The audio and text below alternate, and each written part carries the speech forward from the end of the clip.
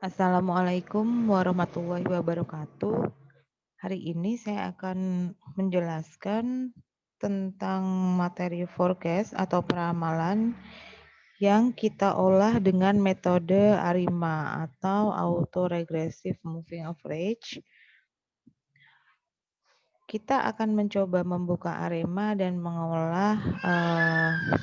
membuka Minitab, kemudian kita olah data yang kita miliki dengan metode ARIMA.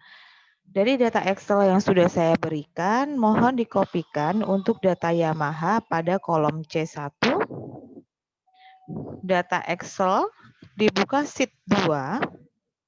Data Excel yang saya berikan, data motor, data penjualan motor yang saya berikan, dibuka sheet 2, kemudian kopikan untuk data yang Yamaha.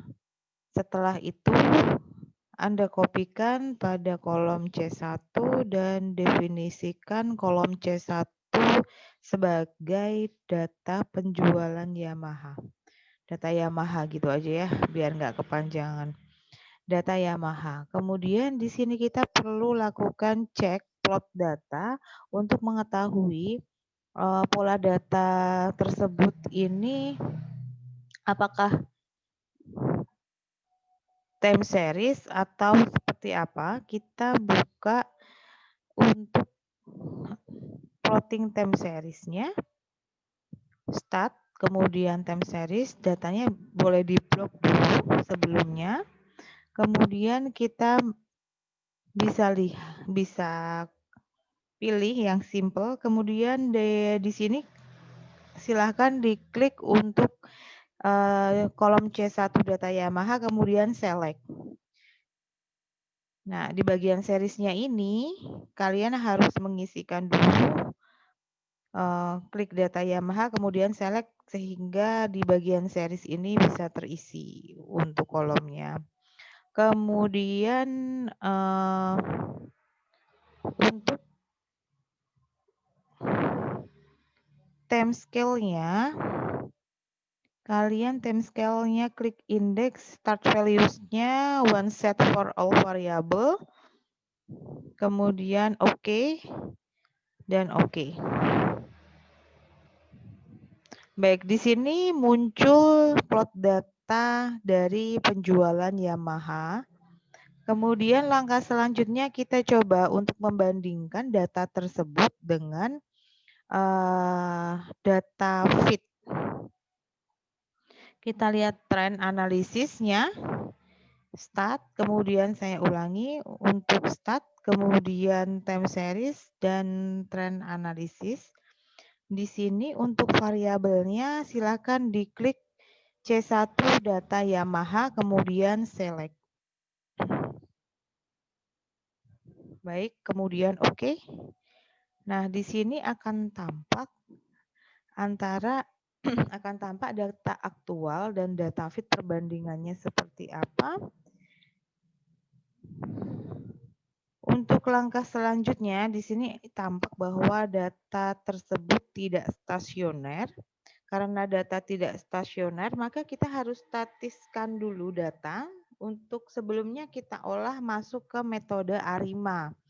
Langkah berikutnya adalah kita coba untuk mentransformasikan data dengan menggunakan box chart transformation. Klik start, kemudian control chart, kemudian box chart transformation. Kita klik. Kemudian untuk silahkan, karena tadi silahkan biasanya pada bingung di sini, kalian klik dulu untuk bagian sini, diklik dulu, kemudian nanti akan keluar di sebelah kiri data Yamaha, kita masukkan, select, kemudian subgroup size-nya kita isikan 1, dan di optionnya store transform data in kolom C2, berarti kita isikan di sini C2. Kemudian di OK dan OK lagi.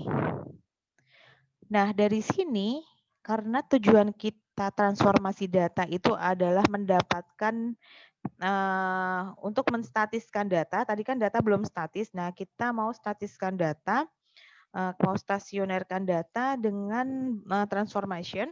Hasil dari transformasi di sini terlihat bahwa nilai rounded value masih 0,00, sehingga kita perlu lakukan transformasi data kembali sampai nilai rounded value-nya ini minimal adalah 1. Minimal nilai rounded value ini adalah 1. Baik, kita lakukan hal yang sama. Namun kita isikan dulu di sini bahwa untuk menandakan bahwa ini hasil dari proses transformasi pertama. Kita akan lakukan proses transformasi kedua dengan melakukan langkah yang sama, control chart, kemudian box chart transformation. Hanya di sini yang perlu dilihat, kita menggunakan data pada kolom C2, yakni data hasil dari transformasi pertama. Kalau tadi kita transformasi pertama, kita menggunakan data C1, data Yamaha. Untuk proses transformasi kedua, kita menggunakan data dari transformasi pertama. Kita klik Trans 1, kemudian Select. Kemudian option kita kopikan di sini hasil dari transformasi 2 itu masuk ke kolom 3, C3. Oke, kemudian oke kembali. Nah, data dari transformasi kedua ternyata nilainya sudah menunjukkan bahwa di sini nilai rounded value adalah 1,17. Sehingga data sudah bisa dikatakan data ini data yang stasioner. Selanjutnya kita kasih nama dulu di sini, ini adalah data trans 1. Trans 2, maaf, trans 2. Apabila data tersebut sudah statis, yang kita lakukan selanjutnya adalah proses diferensiasi. Proses diferensiasi di sini kita lakukan dengan klik start, kemudian time series, kemudian kita pilih differences. Start, time series, differences. Nah, untuk yang di bagian series di sini, kita isikan data yang sudah memiliki nilai rounded value 1. Tadi 1,17 ya. Sehingga yang dimasukkan ke pengolahan data selanjutnya adalah data trans 2. Select, kemudian store differences in kolom C4. Kemudian oke. Nah, ini adalah data div.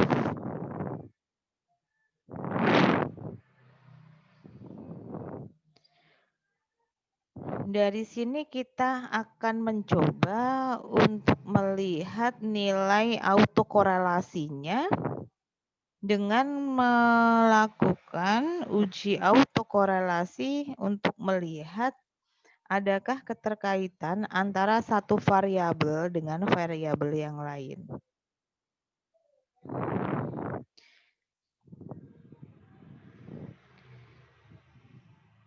Baik, kita uji dulu trans 2.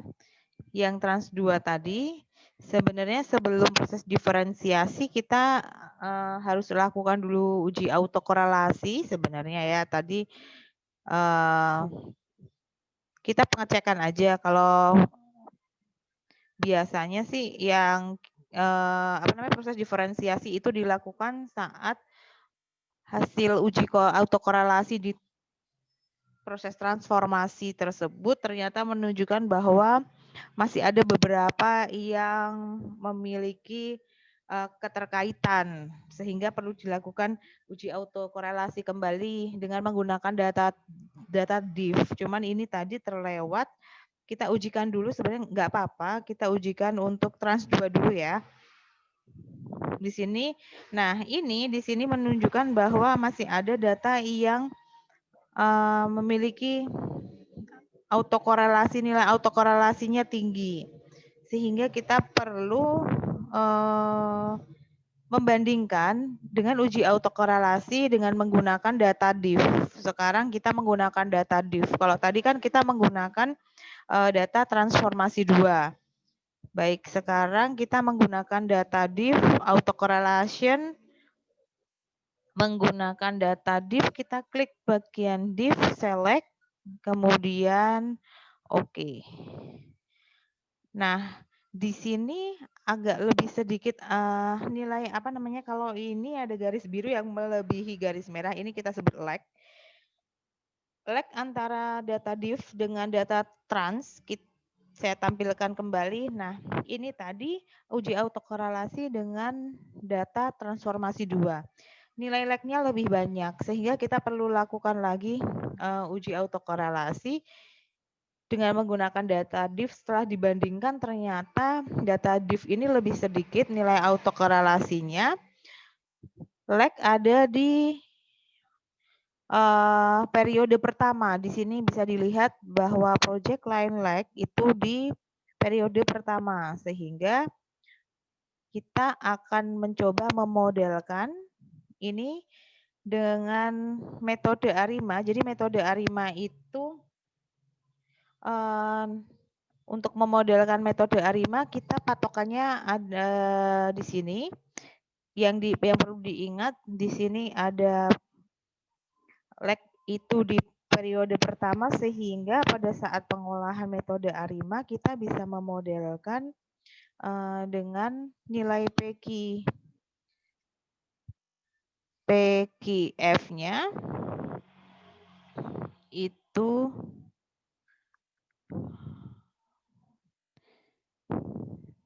baik nih, time series kemudian ARIMA. Nah, nilai untuk autoregresif yang kita taruh di sini adalah data diff select. Kemudian kita mencoba untuk memodelkan. Di sini autoregresifnya kita isikan 0, nggak apa-apa. Hanya yang perlu diperhatikan untuk difference-nya ini, karena tadi kita proses diferensiasi hanya sekali di sini, kita ini tidak boleh lebih dari 1 karena kita hanya melakukan 1 kali. Sedangkan untuk autoregresif dan moving average itu bisa berubah-ubah. Hanya patokannya itu kita bisa menggunakan angka lag tadi. Jadi dari hasil uji autokorelasi tadi kan ada di periode pertama, lag ada di periode pertama, sehingga kita memodelkan di sini antara angka 0 sampai 1. Kita bisa isikan ini 0, bisa isikan ini 1, namun tidak bisa mengisikan 2 karena tadi pada uji autokorelasi itu nilai lag-nya itu ada di periode 1. Kalau nilai lag-nya ada di periode 2 atau 3, kita memodelkan bisa mengisikan antara angka 0 sampai 3. Tapi karena tadi hanya adanya lag itu di periode 1, berarti kita hanya bisa melakukan estimasi untuk model itu dengan menggunakan kisaran model angka nilainya 0 sampai 1. Kita coba di sini untuk autoregresif kita cobakan angka 0 dulu, kemudian difference-nya tetap 1, kemudian di sini 0, moving average-nya 0, misalkan. Kemudian kita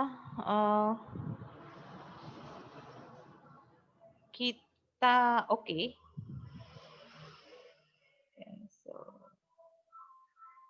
Baik, berarti di sini nggak bisa mengisikan angka 0. Kita karena model ARIMA ini kita trial error ya, uji coba terus memodelkan sampai akhirnya nanti bisa keluar hasilnya. Baik, di sini udah keluar dengan model ARIMA 010.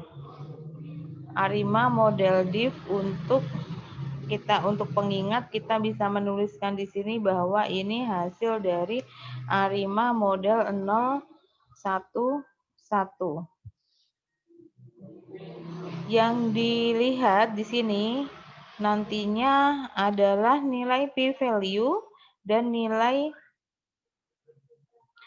p-value ini dan nilai Error, main square error nih, main square errornya. P-value di mana? Oke, ini P-value-nya, kemudian ini nilai MS-nya. Kemudian kita modelkan lagi sekarang untuk Arima model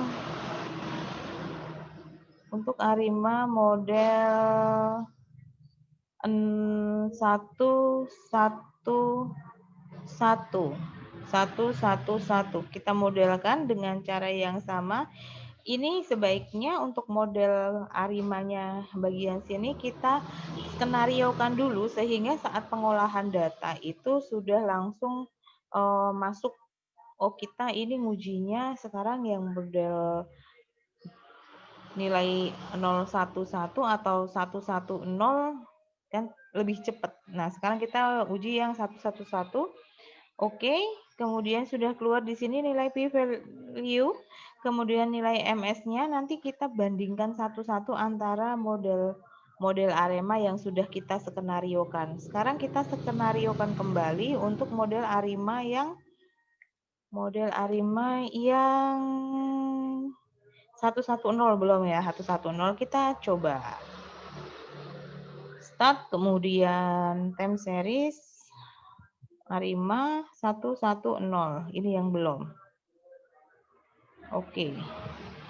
Nah, dari sini kita sudah cukup ya. Jadi tadi ternyata 011 juga enggak bisa. Kita coba 011 bisa, tapi 010 itu enggak bisa gitu. Jadi nilainya itu berkisar antara 0 sampai 1 kita ujikan. Nah, di sini sudah ada 3 model Arima, yakni model Arima 110, kemudian model Arima 111, dan model Arima 011. Nah, dari sini kita baru ke tahap selanjutnya adalah membandingkan masing-masing nilai p-value dan nilai error yang ada pada masing-masing hasil model Arimanya. Kita kopikan di sininya nggak apa-apa. Untuk nilai yang Arima 011, nilai p-value-nya itu adalah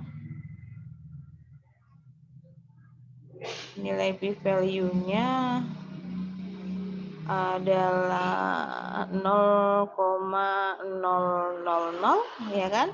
Jadi yang digunakan model Arima yang bisa digunakan adalah model yang memiliki nilai p-value kurang dari 0,05 dan nilai mean square error-nya MS-nya di sini nilainya error paling rendah dibandingkan dengan model Arima yang lainnya. Jadi kita ini enaknya kalau sambil dicatat ya, ini MS-nya 0,08, kemudian aku tuliskan di mana ya?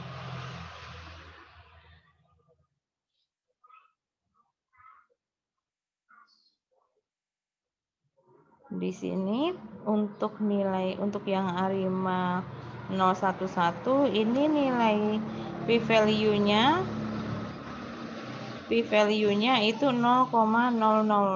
Kemudian nilai MS-nya itu 0,08 ya tadi. 0,08 kalau nggak salah. 0,08 ini nilai MS-nya. Kita catat di bawah untuk memudahkan kita membandingkan 0,08. Kemudian yang di model selanjutnya Arima 111 di sini nilai p-value-nya adalah 0,045 sedangkan nilai error-nya 0,06. Kita catat di bawahnya nilai p-value-nya 0,45,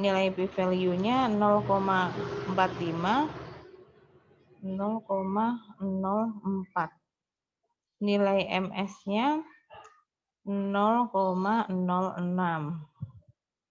Kemudian yang selanjutnya adalah Arima model terakhir. Di sini 110. Berarti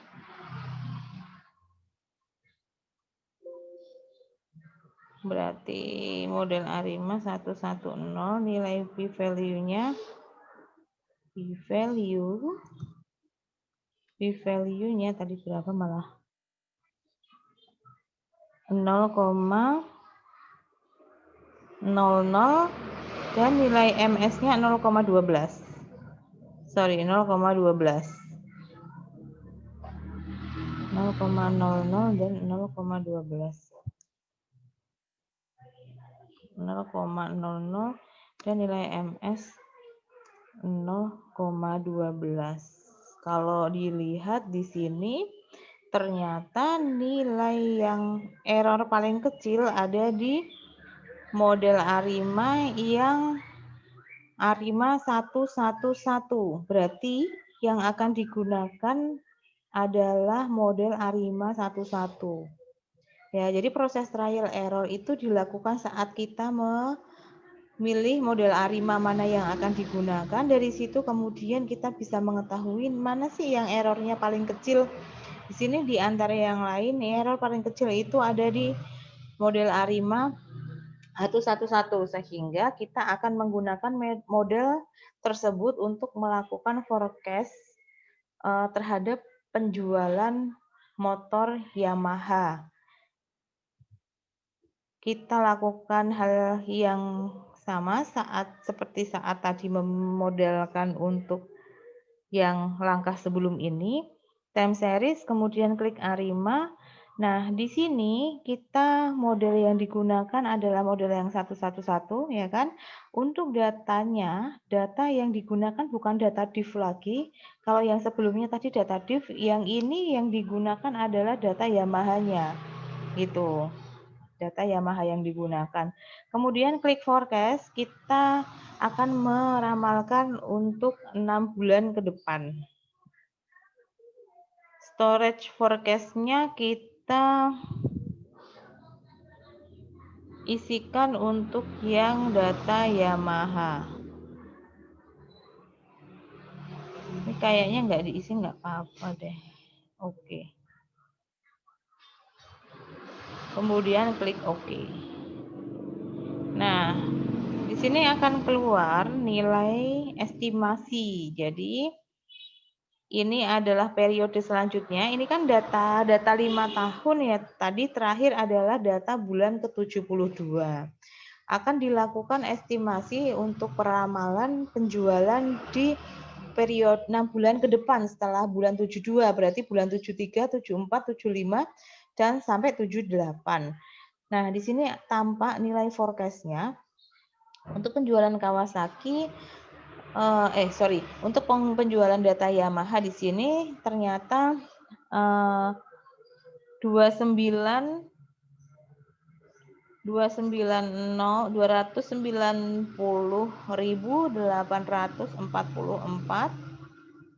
yang periode 74 di sini ada 284 sekian. Nah, ini sudah ketemu ternyata untuk kita melakukan forecast menggunakan ARIMA, hasil inilah yang keluar gitu. Kalau kemarin kalian menggunakan data manual, ini kalian menggunakan metode ARIMA. Seperti itu. Baik, kalau nanti ada yang mau ditanyakan kembali, bisa melalui WhatsApp. Gitu ya.